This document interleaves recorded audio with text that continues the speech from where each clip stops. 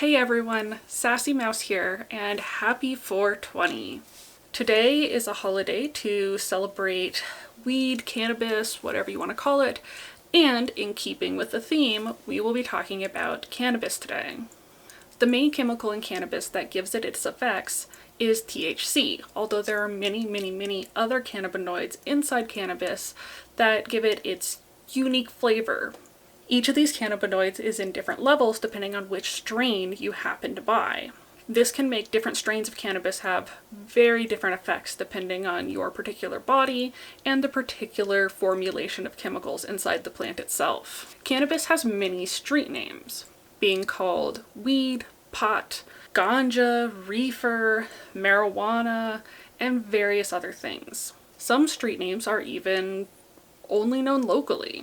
So if you have a unique street name that you use for your pot, it's probably because it's a local one or it's not as well used in the rest of the world. Let's talk a little bit about the history of weed. Cannabis has been used for thousands of years. Hemp, the non-drug parts of the cannabis plant, has also been used to make fabrics for also thousands of years. In fact, the oldest known fabric known to man is made of hemp. In addition, hemp is one of the oldest known crops. Cannabis has been used to facilitate religious ceremonies for thousands of years, and eventually began to be used recreationally as well. The United States was largely formed by the use of hemp as building materials and fabrics, as well as cannabis for various medications and drugs. Cannabis was a widely known drug for a long time and was often available at pharmacies and prescribed for many ailments for many years. Cannabis was frequently used as a medication through the 1800s and 1900s until 1937, when it was eventually made illegal. This ban on cannabis also happened to make hemp illegal to grow in the United States. There were two large reasons why cannabis was made illegal. The biggest one was pressure from lumber companies to get rid of the hemp plant, which threatened their profits. Usually it all comes back to money, and in this case it certainly did. The second reason was because of racism. Cannabis was often used by Hispanic and Black communities, and making it illegal allowed the government a tricky way to control those populations. This also provided an opportunity to hide the fact that they were making the very common at that time hemp plant illegal. The name marijuana was in fact made up specifically so they could hide the fact that the lumber companies were lobbying to make a very common hemp plant an illegal product. The banning of cannabis by using racist rhetoric and very racist propaganda is very reminiscent of banning of other drugs in US history. Often drugs were banned because it would have a negative impact on a quote-unquote unwanted community. In the 30s, this would be Hispanic and Black communities. In the 60s, it was the hippie movement with the banning of psychedelics. And into the 80s, although not technically the banning part, but the creation of unequal sentencing for crack cocaine versus regular cocaine led to an inordinate number of Black people going to jail for significantly longer than their white counterparts. Following the prohibition of cannabis, propaganda was released showing it as a dangerous menace. It would often be depicted as making Black men rape white women and make young people commit suicide, and Hispanic people doing evil things as well. It's ridiculous. If you have a chance, go look up some of these things. It's both sad and scary, and sometimes a little funny if you forget that this was actually having an impact on people's lives. Despite their best efforts, cannabis never really went away though. And unfortunately, the illegal nature of the drug has caused it to become a major cash crop for Mexican cartels, as well as other cartels around the world. The use of cannabis to fund the violence that has been happening in various cartel-run areas is incredibly sad for a plant that was banned predominantly to affect those communities in the first place. The ripples of racism have continued to affect these communities due to continued problems. However, we are making progress to change this a bit. In 1996, California voted to make medical marijuana legal. This eventually spread to many other states, and in 2012, Washington and Colorado became the first states in the United States to re-legalize cannabis for recreational use. This has led to legalization in many more states, with about 15, I believe, now having it be legal, and decriminalization in many others. Medical marijuana is also available in many places. Many countries are also considering legalizing cannabis, and Mexico is currently thinking about it, which would have a huge impact on the cartels in that area and in organized crime and drug violence the world over.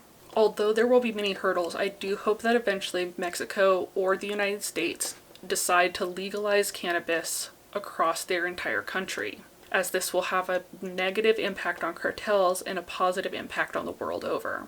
Cannabis is a bit of a weird drug, so what category does it fit into?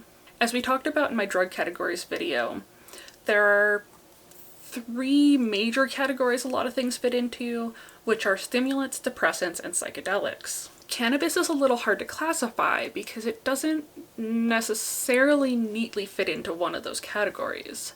But the one it is most often placed into is psychedelics, which, as you may remember, means literally mind manifesting. You could definitely say that cannabis fits this category if you ignore that many other drugs in that category also cause vivid hallucinations. Cannabis is unique in that it can have some stimulating effects for some people, some depressant or sedating effects for others, and it does have some mild hallucinogenic effects, although most people wouldn't say that it is very visually hallucinogenic. But many people do experience mild visual, audio, or tactile hallucinations, though they may not recognize that's what's happening at the time because they can be very mild in effect. So how does cannabis work in the body? THC and the other cannabinoids found in weed bind to cannabinoid receptors inside of the body.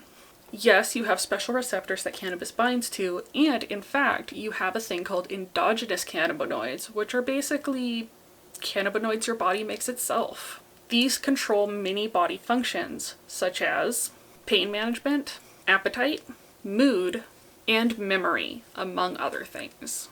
This explains the unique effects of cannabis, as few other drugs activate these same receptors, although every drug that does is technically classified as a cannabinoid. Most of the other drugs in this category are synthetic, being called fake weed or spice products, and can have very intense and very unpleasant effects if you don't know what to expect and oftentimes don't even know what you're actually buying. Please be careful with synthetic cannabis products. They are nothing like the natural plant that they are based on.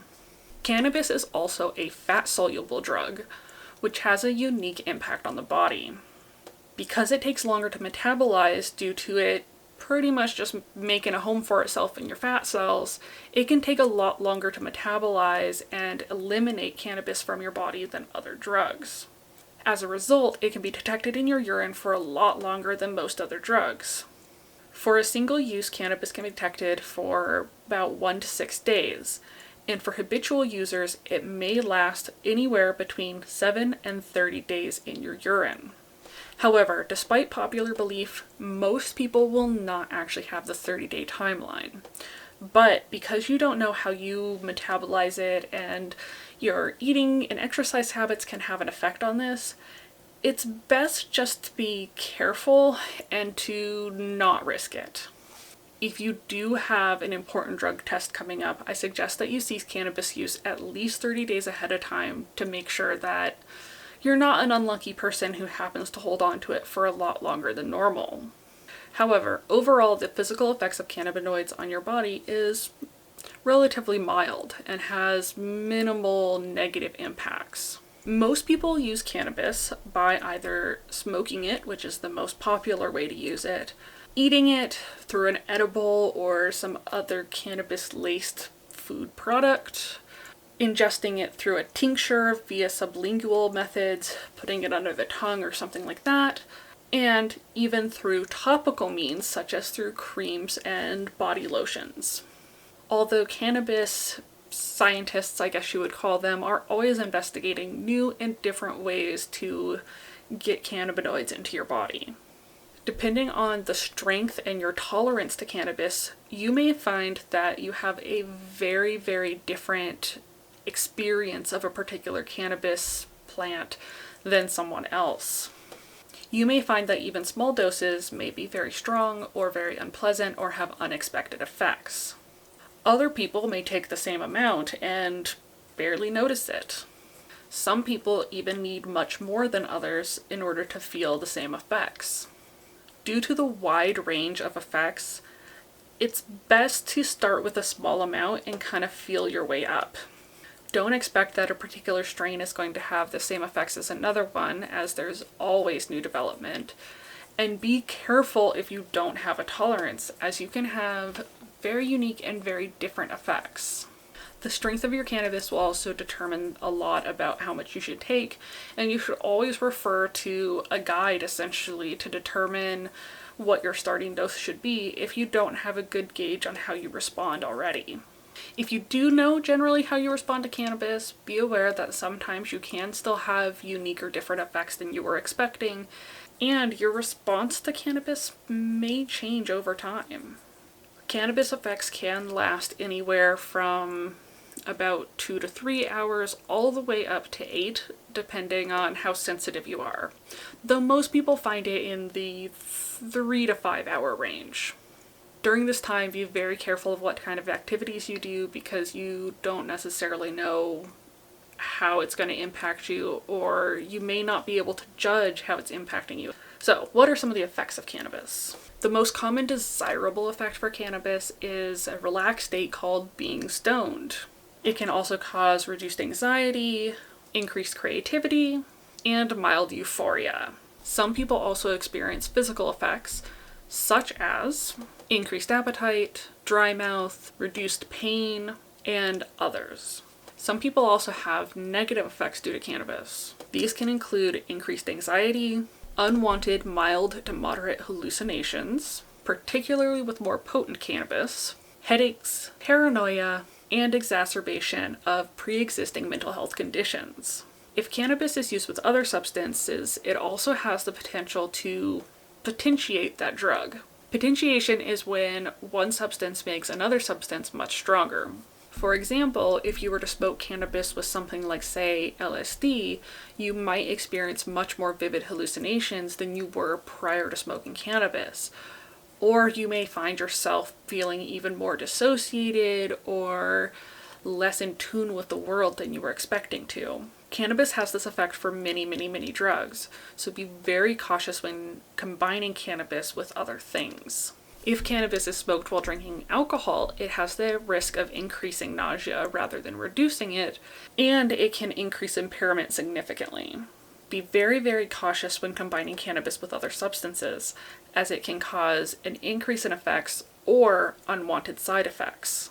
Many people believe that you can't overdose on cannabis, and a fatal overdose is very unlikely, but a cannabis overdose that is non-fatal can happen. Cannabis is a very safe drug, so generally you don't have to worry about dying on it.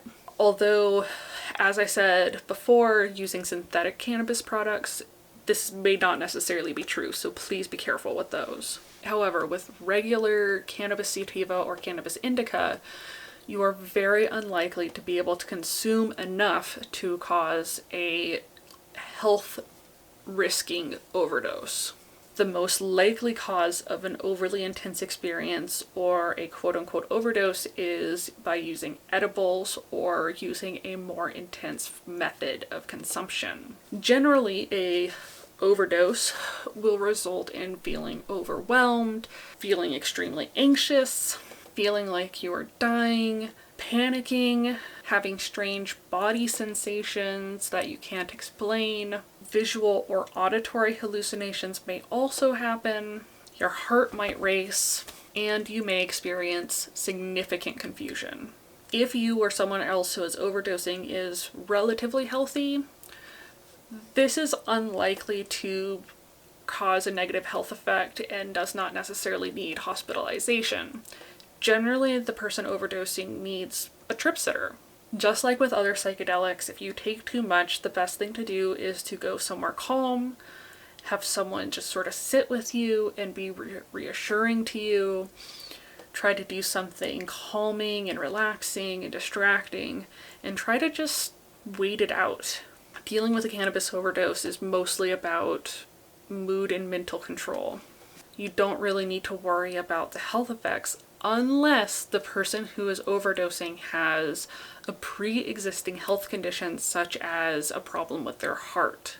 Because cannabis does make the heart race for someone who has a pre-existing heart condition, you may want to consider going to the ER just to be safe. However, it is still relatively safe, and don't panic on your way to the ER, but it may be worth investigating that if you do have some health problem that makes you more vulnerable to influences like drugs.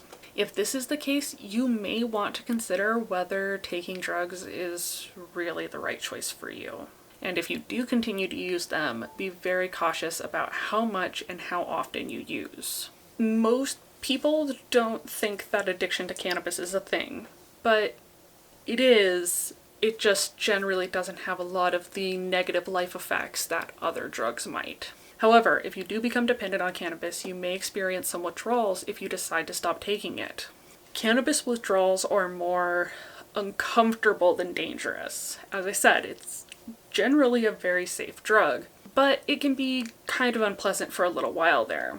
Most of these effects last from 2 days to 6 weeks, depending on how much you were using, how often, and how quickly your body can eliminate the drug from your system. People withdrawing from prolonged cannabis use may experience the following: reduced feelings of pleasure, headaches, insomnia, loss of appetite, increased boredom, fatigue, and slowed thinking. Generally, dealing with cannabis withdrawals is just the waiting game. If you wait long enough, they're gonna go away. But you can do a few things to help the process along. Make sure during this time that you're eating healthy meals, exercising, and getting enough sleep. These 3 self-care activities are essential to helping your body rebuild its natural neurotransmitters, such as endogenous cannabinoids, and should be followed regardless of which drug you're getting off of. Just remember that you will feel better soon. If you were planning on staying off cannabis long term, just try to stick it out. It's unpleasant, but it'll go away. The biggest health risk with cannabis smoking is lung damage. Although cannabis does have cancer-fighting effects and has been shown to reduce tumor size, there is still some risk of developing lung damage or cancer. It may not be as high of a risk as with smoking cigarettes, but the risk is still definitely there. This risk is also much higher if you smoke cannabis very frequently. So be aware of that and be cautious of how often and how much you are smoking. The other big health risk is vaping cannabis products. Cannabis vape products may be safe, but for a while there, ones that were on the black market or were poorly made often contained a product called vitamin E acetate. This chemical was often associated with the lung diseases that ultimately led many states to institute flavor bans. Vitamin E acetate was most often used in cannabis vaping products and was almost always associated with lung damage due to vaping. Thus, vaping cannabis products may not be the best idea. Although many vaping products are surely safe, it is impossible to know the difference just by looking at a container containing cannabis vape juice. If you don't necessarily know where it's coming from, definitely just avoid it. It's better to just pass it by than to potentially have long-term health issues or even potentially death due to lung damage because you smoked something that you didn't know where it came from. Well, vaped it, because, vaping's not actually smoking, but besides the point. Generally, the safest way to consume cannabis is orally, although you must be very careful with dosing taking this way, as once you swallow it, you can't exactly undo it. It's also kind of unpleasant to take it this way, as it often tastes absolutely terrible. If you're using cannabis for a medical problem, it may be worth looking into things like pills or even topical preparations, as these may deal with your issues better than others. You can also look into tincture products that go under your tongue and can somewhat be titrated a little bit better than an orally consumed edible.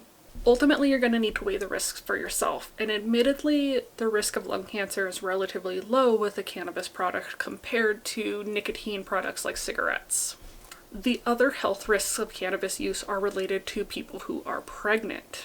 THC is capable of being passed to the baby both while in the uterus as well as through breast milk. Consuming cannabis while pregnant can lead to your baby having a low birth weight, developmental problems which are related to the products of combustion that happen when you smoke cannabis, and difficulty with attention as your child grows up. Generally, the best course of action when pregnant is to avoid pretty much everything that could possibly cause damage to your child. Thus, avoiding cannabis use until after breastfeeding is going to be the best course of action. There are, of course, other non-health related risk factors. One of the most concerning ones is driving while under the influence of cannabis. Although there are many studies that show that drivers actually compensate for their level of intoxication and will slow down, your reaction times may still be slowed from cannabis and you may have a harder time responding to unexpected events on the roadway. It is best to avoid driving during the peak effects of cannabis and wait until you have come down a little bit more before taking to the roads. If you are an infrequent user, you should just avoid driving entirely while on cannabis because you, A, don't know how it's going to affect you, and B, if you don't use it that often, you can generally just block that time away and not put yourself in a situation where you need to drive. It is even more important to avoid driving when using cannabis and alcohol together, as the potentiation effect of cannabis with alcohol makes it more likely that you're going to drive even more impaired than if you had taken just cannabis or alcohol by themselves.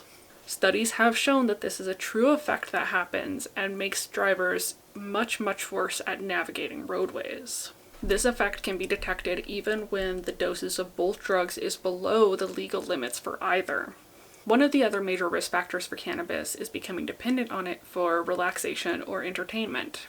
Although cannabis is generally a very safe drug and has minimal effects when used responsibly, it does have the potential to become dependent upon it. You may start relying on it for relaxation or entertainment or as a escape from a hard day. This has the potential to not only make you become dependent on it, but also prevent you from learning important coping skills to deal with these problems better by yourself. This is particularly true for young adults and teens who are in the middle of developing these coping skills and may find that development stops after they start relying on cannabis to fill that void. Although cannabis in and of itself is not that risky, it can become a crutch and can lead to other negative consequences down the road. Learning to manage stress, anxiety, depression, and other mental health conditions on your own is important to be able to do. And if you rely on cannabis to do this, you won't be able to do it yourself. And this can lead to many problems and increase your risk of depression, anxiety, and other mental health conditions. It's a cycle that ultimately just makes the problem worse and worse over time. Many of the people that I worked with in my job struggled to deal with daily life simply because they had started using drugs of all kinds, not just cannabis, but the same rule applies, and hadn't ever really developed the skills to be able to deal with their daily life. It became overwhelming to deal with a mild thing that caused anxiety, or a huge chore to deal with depression. Now, many of these people had other mental health conditions that underlied this and needed professional help to deal with, but their substance use did not help the problem. It definitely made it worse. Cannabis use can also reduce engagement in hobbies and other interests, reducing your development of yourself and making it so that you're doing less things that make you happy. Generally, the effects of cannabis use on young people is most impactful because of these particular problems. It's not necessarily that the drug itself is dangerous, but that the activities around it can cause a lack of development in the person who's taking it. Yes, most people who use cannabis as young people will do fine in their life, but for certain people it can lead to increased mental health problems and reduced activities that make you a better, more well-rounded person. It may be worth minimizing or even refusing to use cannabis during these young, formidable years, or making sure that you're very careful about when and where you use it. Choosing to use cannabis only at times when it is more appropriate, such as at home when you've already done some other activity that you enjoy, can be very helpful. Try to avoid using cannabis at work or in the classroom, and try to make sure that you do other hobbies instead of using cannabis all the time for entertainment. You can apply a theme from other psychedelic use, which is set and setting, to cannabis use to have a better, more fulfilling experience.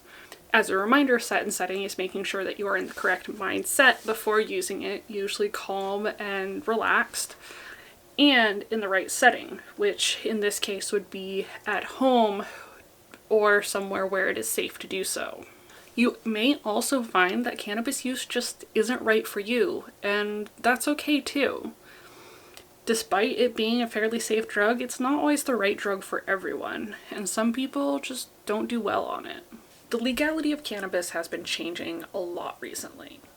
However, due to the decisions of people in power back in 1937, cannabis is still illegal in many places. But it is being legalized or decriminalized in many more places with each and every single year. In the USA, it is still federally illegal to possess cannabis and definitely to sell or distribute it. It is recognized as a Schedule I substance, which means that it has a high risk of abuse and no medical uses according to the federal government, which for anyone who is on medical marijuana is kind of a joke, but that's the way they see it. Due to the federal status of cannabis, you can be denied a job for testing positive on a UA, even in a state that it is illegal in. Although this depends on the particular job, it's up to their discretion, but legally they can deny you a job for testing positive for cannabis because it's still federally illegal. You can also face legal charges on the federal level, even if you live in a state where it is legal. It depends on what exactly you've done, but if the federal government gets involved, they can choose to prosecute you for cannabis-related charges. This is most often seen with dispensaries or legal distribution points for legal cannabis in these states. For a long time, the federal government was going after medical cannabis places, and they have done many things to try to slow or stop people from distributing cannabis legally in the states that have legalized it.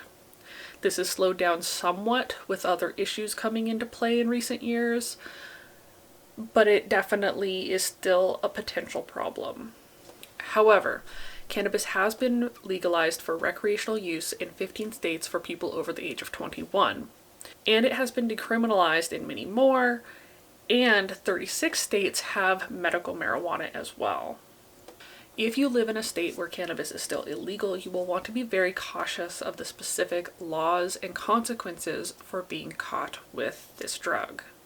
These can vary quite significantly. Outside of the US, Canada has legalized marijuana for recreational use across the entire country, which is pretty freaking awesome. And other states and countries are considering legalization as well. With each year, more and more countries join in the fight to legalize it across the world. However, even if you live in a state where cannabis is legal, there are probably DUI laws for cannabis consumption. Some of these DUI laws are kind of ridiculous, so you will want to be cautious about driving under the influence so as not to encourage being pulled over, as in some states you can test positive for it without actually being under the influence. Each person metabolizes it a little differently, so it's kind of hard for them to set hard limits on this. Either way, be very, very careful. Many places also have limits on how much cannabis you can have. If you do have more than the legally allowed amount of cannabis, you can also be charged. Finally, many of the places that have legalized it have rules about when and where you can use cannabis. Most of them have rules that require that you not use it in public areas or on property that is not privately owned. As a result, it's very important for you to be cautious about where you're using, so as not to bring undue legal trouble onto your life because you didn't understand what the rules were in the particular place that you live. These laws are constantly changing, and it is sort of difficult to keep track of. But do your best for the area that you live. If you're traveling somewhere, make sure you look up the laws there if you're planning to bring cannabis with you. And be aware that taking it over borders, when borders open up again, is generally not allowed. Finally, let's review and talk about some of the harm reduction strategies for cannabis use. Cannabis is a drug that, if you've seen it before, it's fairly easy to identify, although other drugs could be sprayed onto it, so there is some risk there, but identification generally isn't as bad as with some other drugs. However, just because you smoke some cannabis and have weird effects doesn't necessarily mean it was adulterated with something else either. Many people have unique or weird experiences that they didn't expect to, which is why it's always important to do a small amount of whatever weed you buy prior to using larger amounts, just in case there is something weird going on and you can rule out whether or not it was you doing too much or just having a weird reaction to that particular weed, or whether it did actually have an unknown substance on it. It is always best to use a natural cannabis product rather than using synthetic cannabinoids or spice products. These can, seriously, they can be literally anything and are often not even what's on the package. So it's best just to avoid those if you can get legal cannabis or real cannabis from someone somewhere. If you've never used cannabis before, or if you rarely use it, it's best to do small doses. You can easily become overwhelmed if you're not familiar with it, and people who find it relaxing in small doses may find it overwhelming in large ones. Due to the nature of combusting a plant material, it's best to consider alternative methods of consumption as well. Tinctures and edibles are good options. Be very cautious about vape products, as where you got them can significantly affect how safe they are. Vitamin E acetate is no joke. If you have a UA coming up, make sure that you stop consumption of cannabis at least 30 days beforehand, since this can show up, depending on metabolism and exercise and diet and all of that, up to 30 days after your last use. Again, this is very rare. Very few people actually have it last up to 30 days, but it's always safest just to go for the higher amount. Be very cautious when mixing cannabis with other substances. As I said, it has the ability to potentiate them, causing their effects to be much stronger, which can lead to you having a very, very unpleasant experience. If you or someone you know has a difficult experience with cannabis, make sure to treat it like you would any other difficult psychedelic trip. You'll want to trip sit them by sitting calmly and trying to get them into a safe location. Make it pleasant and comforting and calming around them. Let them guide the experience. Don't try to force it to go one way or the other. Don't get frustrated if they're having a bad time. Just try to, be chill. Let them have whatever experience they're going to have. Help seat them and ground them and reassure them that they'll be okay, and that if you give it long enough, it's gonna go away. It'll be fine eventually. Remember, cannabis is generally a very safe drug, so the chances of having negative health effects are very low. But if you do have pre-existing serious health conditions such as heart problems, you will want to be very cautious when using cannabis, as it can cause an increased heart rate and exacerbate those problems. Generally though, if you're having a difficult time with cannabis, just do what you can to use panic reduction techniques, grounding techniques, different things to try to reduce the amount of anxiety you're feeling about the situation. Be aware that cannabis can have effects on your lung health. If you have asthma, smoking it may not be the best choice. It can have effects on your heart health. Like I said, if you have a heart condition, it may not be the best choice. And it can have effects on mental health as well. If you're in a bad place mentally, using cannabis may not be the best choice, as it may actually lead to increased mental health problems rather than reduced mental health problems. If you're on prescription medications, it may also interact with those, so do a quick Google search before just going into it. Again, it's fairly rare that you're going to have a serious problem, but there are cases where it could. So do a quick search of the medication that you have and cannabis and see if anyone has reported having issues with that. Avoid vaping any black market or poorly made cannabis vape product. I wish I could just say don't vape it at all, but I do recognize that if you get a good product, technically it is safer than smoking. But if you don't know what's in that product and it has the potential to have vitamin E acetate in it, that's definitely a high risk situation, and you could have much worse problems than lung cancer. As a result, be very, very cautious with cannabis vaping products. They're a real problem, and they've really damaged a lot of people's lives. Avoid using cannabis while pregnant and also while breastfeeding.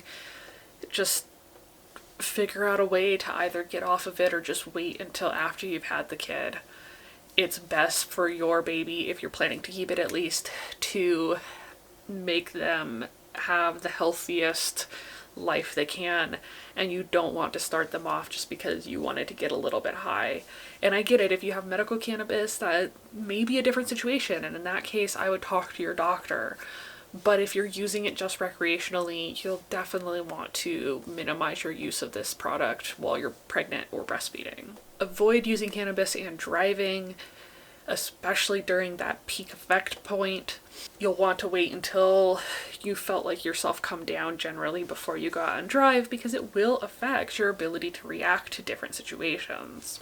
You'll definitely want to avoid driving if you've used cannabis and any other drug, including alcohol, as that potentiation effect just makes the chances of you not being able to drive safely significantly higher. Finally, use set and setting. I know it's typically only applied to more intense psychedelics like acid or mushrooms or ketamine or things like that, but applying set and setting to cannabis can hugely help you not develop a dependence on it, be able to live your life to the fullest and not have problems because of cannabis. Most people are able to use cannabis without any issues. I do recognize that, and if you're celebrating on this 420, I hope you have an awesome day. But using it in the wrong situations consistently is where most of the problems from cannabis use comes from. Most people are totally fine. Very few people have health issues, but the problems that do come in are almost always because someone has begun relying on cannabis to solve their problems. If you use set and setting, being very cautious about what mindsets you use cannabis in and trying to aim for only times when you're calm or happy or more positive, you're less likely to become dependent on it. And then the effects of withdrawals and feeling shitty and needing to rely on cannabis just to have any pleasure at all will not become an issue for you. It's also important to be careful about what setting you use it in. Unless you work at a very specific kind of job, using cannabis at work may not be the best choice. Unless you are, well, really you shouldn't use cannabis at school generally because you're trying to learn. And if you are a younger person, you might want to think about whether cannabis is right for you at this point in your life. You can always use it later. It's best during your teenage and young adult years to develop the coping skills you'll need to succeed in life later. And although I don't think it's necessarily as bad as some people do, there are definitely impacts that it can have on your life. So really think it through, use that maturity you're building as a young adult, and make the decision for yourself. If you do choose to use as a young adult, definitely use it in a situation where it's not becoming a crutch and it's not developing bad habits. Overall, that's everything about cannabis. So I hope you do have a happy 420. Enjoy however you're celebrating today. If you're not a cannabis smoker, I hope you have a good day anyway. Happy April 20th, just in general, I guess. And take care. This one was one of my longer ones. I hope to do these more regularly with different drugs. That's one of my goals, so I hope you stuck it out to the end here. If you liked this video, please toke on the subscribe button and dab that bell. Oh, these are so hard to decide to do sometimes. I always do them ad-lib too, which is a terrible idea. I should really like figure it out ahead of time, but whatever. If you like this video, please do share it if there's someone you think would benefit from it. You know, hit like, comment, subscribe, whatever. Tell me if you want to comment, tell me your favorite cannabis myth. There's a lot of them out there, and some of them are kind of amusing. Take care of yourself, live safer, have a great day.